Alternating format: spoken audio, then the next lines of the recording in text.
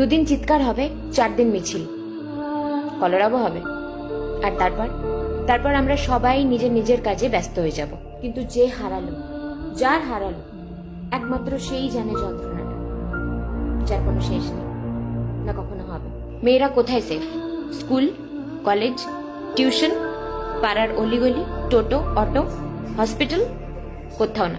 কত বিচার আসবে, কত বিচার যাবে, কিন্তু সমাজ পাল্টাবে না। লক্ষ্মীর ভান্ডার তো থাকবে, কিন্তু লক্ষ্মীর নিরাপত্তা থাকবে না।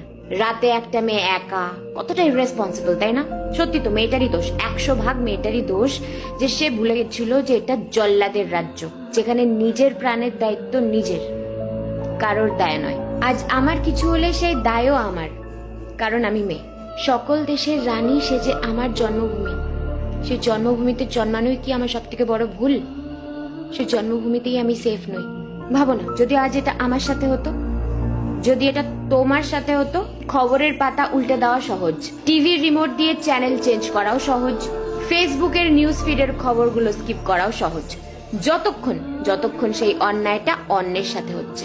কথায় আছে, ঘুটে পড়ে গোবর হাসে। এমন দিন যেন আর